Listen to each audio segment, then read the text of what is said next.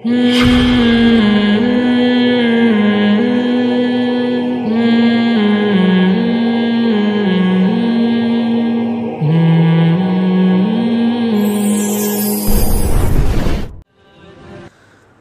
بھائی مفتی صاحب، اللہ نے ہمیں ایسے دور میں پیدا کیا ہے جس میں نظر کی حفاظت کرنا بہت مشکل ہے، ہم کیا کریں؟ دیکھو، اگر مشکل کام ہوتا تو آپ نظر جھکانا چاہتے تو کوئی بیرونی طاقت آپ کو یوں منہ کرتی، دھڑام سے اوپر کرتی، اور آپ کہتے ہیں میں یوں منہ نیچے کر رہا ہوں مگر ہو نہیں رہا، میری کمر اکڑ گئی ہے. پھر آپ کہتے کہ گردن جھکانا بھی مشکل اور نظر جھکانا بھی، بولو بھائی، مشکل. دیکھو، جو نظر کی حفاظت کرنے والے ہوتے ہیں نا، جتنا گندا ماحول ہو یا اچھا ماحول ہو، ان کی صحت پہ کوئی فرق نہیں پڑتا. جو ٹھرکی ہوگا 24 گھنٹے میں ایک عورت نظر آئے گی، اس کو بھی دیکھے گا، بلکہ زیادہ گھور کے دیکھے گا کہ صبح سے کوئی گاہک نہیں ملا. جب یہ لاک ڈاؤن ہوا تھا، لاک ڈاؤن، ایک مجھے مچھلی والا نظر آیا، اپنی ٹوکری میں مچھلی لے کے سائیکل پہ گھوم رہا ہے. سب بند کر دیا گورنمنٹ نے. میں نے اس سے پوچھا خیریت، تم اکیلے کیسے گھوم رہے؟ پولیس والوں نے پکڑا نہیں؟ کہہ رہے پکڑا تھا. پولیس والوں نے بولا یار صبح سے ایک کسٹمر بھی نہیں آیا، 500 روپے دے دے، ناشتہ بھی نہیں کیا ہم نے، 500 روپے دے دے، ناشتہ بھی نہیں کیا اور نکل لیں یہاں سے. کہہ رہے میں نے 500 روپے دی، اب میں آرام سے مچھلی بیچ رہا ہوں. تو ٹھرکی آدمی کو سارا دن میں ایک عورت نظر آئے گی، اس کو دیکھے گا. اور جو نظر جھکانے والے لوگ ہیں وہ سینکڑوں گزر جائیں ان کے سامنے سے، یہ ایک گزرے، ان کی صحت پہ کوئی فرق نہیں پڑتا. انہوں نے نہ اس کو دیکھنا ہے نہ اس کو. کہہ رہے یار اللہ نے میرے لیے میری بیوی کو پیدا کیا، ختم. تو یہ کام مشکل جب ہوتا جب آپ گردن جھکانا چاہتے اور ادھر گردن میں فریکچر ہونے کا خطرہ ہوتا، یہ اکڑ جاتی گردن. صحیح ہے نا؟ جیسے یوں کر رہے ہیں تو وہ ہو ہی نہیں رہی. تو ایسا ہوتا ہے بھائی، جیسے ہی کوئی خاتون گزری، آپ کا دیکھنے کا دل چاہ رہا، آپ یوں کر لو، کوئی ٹینشن ہوئی. اور نظر جھکانا تو اور آسان، گردن میں تو پھر بھی ریڑھ کی ہڈی اور گردن کی ہڈی دائیں بائیں ہونے کا خطرہ ہوتا ہے. ایک دم یوں کیا تو پتہ چلا چک آ گئی نا. پلک کو جھپکنے میں، نظروں کو نیچے کرنے میں تو انرجی، میرا خیال ہے اتنی سی بھی انرجی خرچ نہیں ہوتی کہ جسے ڈاکٹر کوئی کہیں کہ آپ کی اتنی انرجی یوٹیلائز ہو گئی ہے، اب آپ 6 پراٹھے کھائیں بیٹھ کے. کہ آپ نے چونکہ پلکیں جب نیچے جھکائی ہیں تو اتنی زیادہ آپ کو طاقت لگانی پڑی ہے کہ اب جب تک 6-7 پراٹھے نہیں کھائیں گے، آپ کی جو انرجی سرو ہوئی ہے یا یوٹیلائز ہوئی ہے وہ اب ریکوری نہیں ہو سکتی. ایسا بھی نہیں ہے. سارا دن بیٹھ کے پلک اوپر نیچے کرتے رہو، کوئی انرجی خرچ، کوئی توانائی خرچ ہی نہیں ہوتی. تو بات اصل میں یہ ہے، مسئلہ ہے ٹھرک کا. جو پوائنٹ ہے نا وہ کیا ہے؟ معذرت کے ساتھ میں تھوڑی سی ابیوز لینگویج استعمال کر رہا ہوں، لیکن یہ کون سے اچھے کام ہیں کہ جن کے لیے میں مرزا غالب کی شائستہ اردو استعمال کروں؟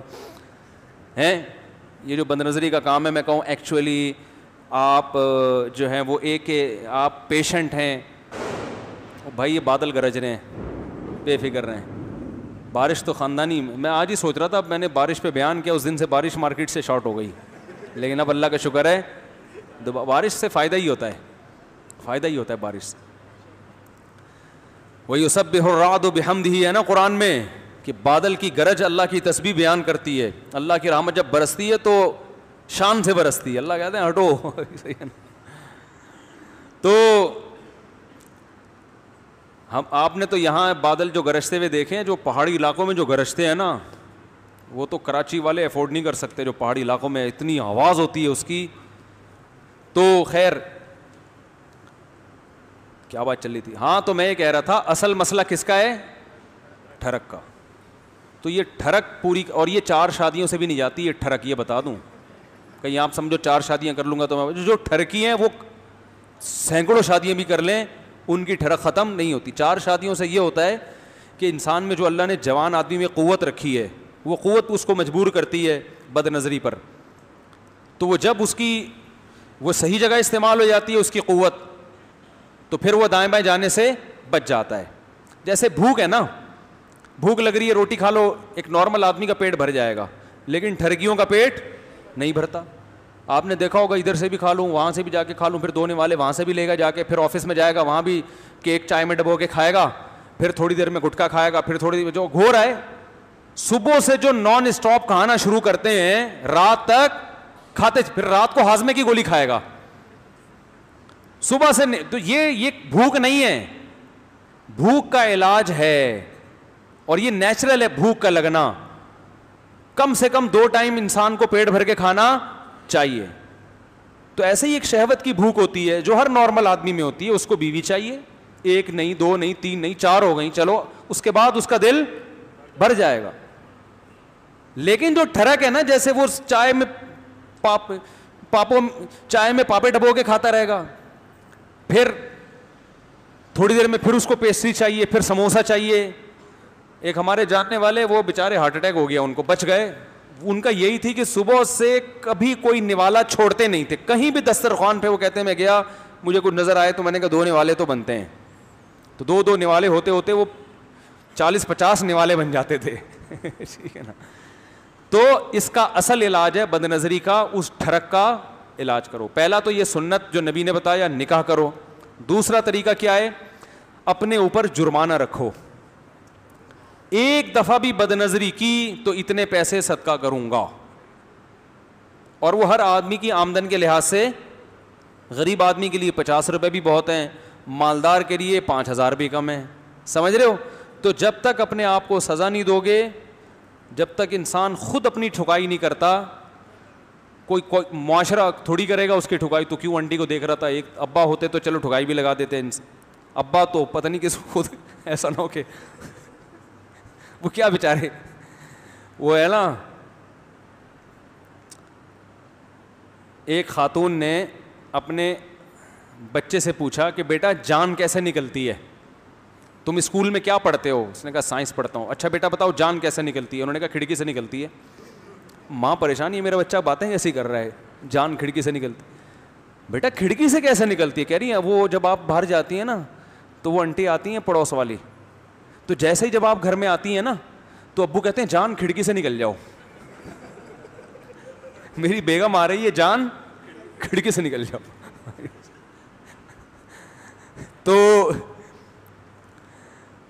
تو بچے کے دماغ میں یہ ہو گیا کہ جان کہاں سے نکلتی ہے, کھڑکی سے نکلتی ہے. تو یا تو ابا تھپڑ لگائیں گے, اور ابا بھی اگر جان کو کھڑکی سے نکال رہے ہیں وہ کہاں سے تھپڑ لگائیں گے.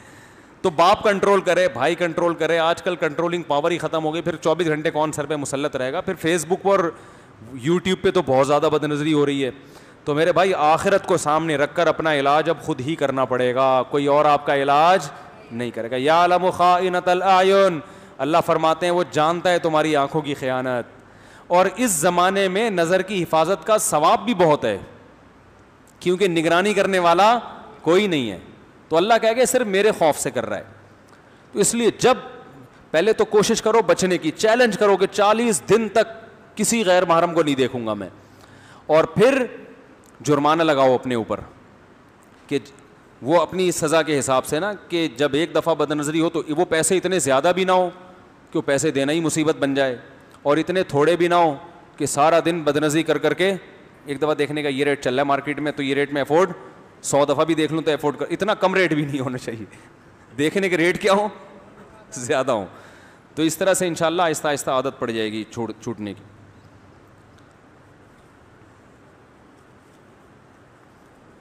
جو بیرون ملک سفر کرتے ہیں نا وہاں زیادہ خطرہ ہوتا ہے, تو بیوی کو ساتھ لے کے جاؤ, صحیح ہے نا, وہ نگرانی کرے گی. جہاں جہاں جا رہے ہو ساتھ لے کے جاؤ, وہ ایسی نگرانی کرے گی کہ آپ کے, وہ تو جہاں نظر کی حفاظت فرض نہیں بھی ہے وہاں بھی کروا دے گی. ٹھیک ہے نا. تو یہ بھی ایک بہت بڑا ذریعہ ہے. مفتی صاحب یہ بتائیں کہ اگر نماز قضا ہو جائے تو اس کو پورا کرنے کے ساتھ سنت موقع بھی پڑھنی چاہیے؟ نہیں, صرف فرض اور واجب پڑھیں. فجر کی سنت اگر چھوٹ جائے تو کسی اور ٹائم سورج نکلنے کے بعد پڑھ سکتے ہیں.